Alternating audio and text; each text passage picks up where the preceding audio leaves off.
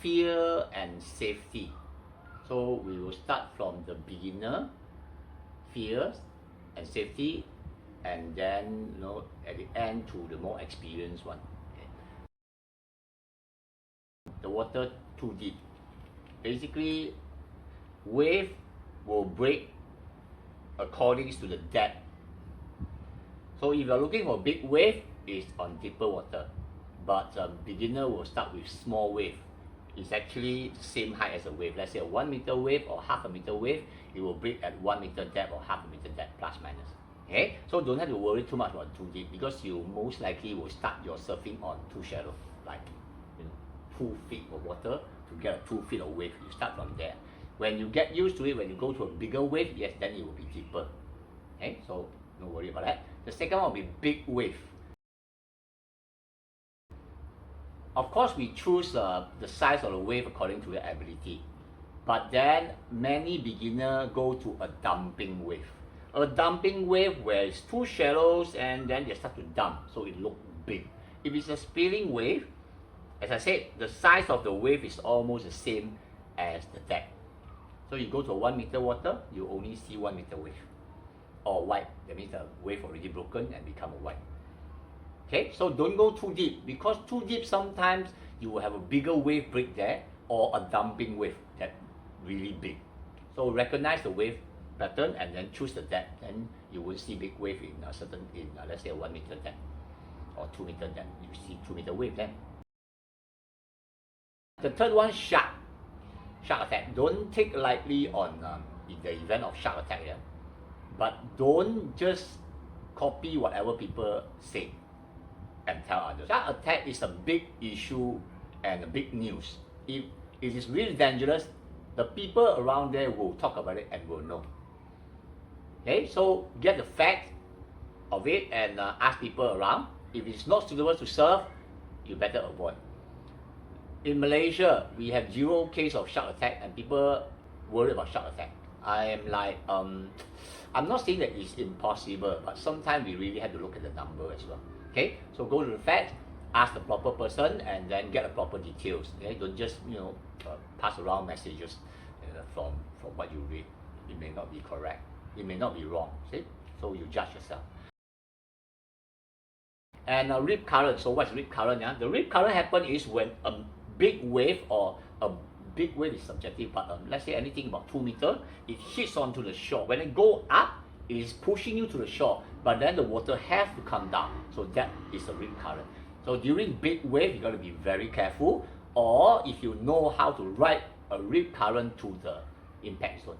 Okay, that's for more experienced surfer. Yeah. So for not so experienced surfer, whenever there's big wave, be very careful of the rip current. Follow your instructor or follow your experienced surfer friend and ask them for advice. See, because rip current, if you don't know about that, you keep on swimming back, fighting the current to come back, it will only tires you. Then you got nervous and then panic. So that is dangerous. Okay, so rip current, study more about that. Hit by boards, hit by object, I think you have to be wary and careful about that. So always look into where the wave coming. Whenever you talk to people, don't just stand there with the back facing the wave and talk. Well, things float. Let's say tree trunks, let's say boats, let's say other people's boat, maybe the leash broken or anything. Keep your eye, because why? The object can only go from the front. The object cannot go from the back. Okay? So when you talk to people, still your eyes will be looking onto where the wave coming. So that is what the dangerous objects will be coming as well.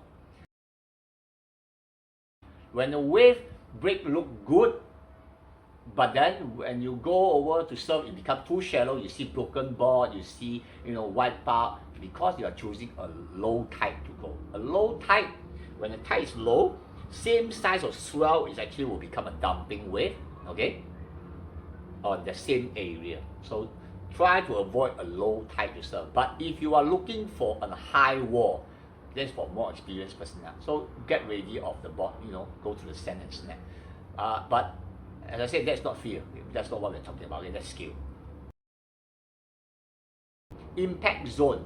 Okay, for certain experienced surfer, not like super competitors, experienced surfer, I think those people have no more fear, or the fear I can't help anyway. I'm not to that stage. Okay, is got into an impact zone and then pounded by sets of a bigger wave. So how to avoid that? Okay, always have a look where is the impact zone and stay away left and right to the impact zone, and always look at other surfer, because when they are moving away, that means that the bigger set is coming in and is dragging you into the impact zone.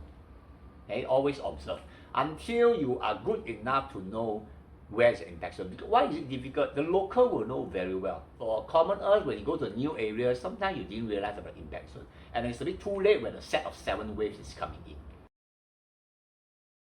Paddle back all the way. You know, you got the impact zone, you have to paddle back all the way. That's tiring to the surfing area again.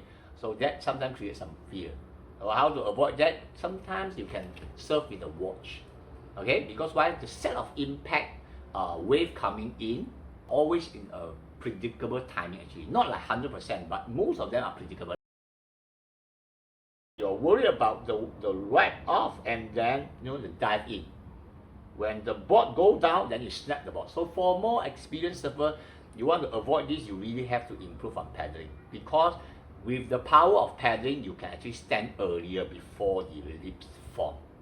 Okay, and you can write down other fear and then the solutions for all the reader. Thank you for supporting.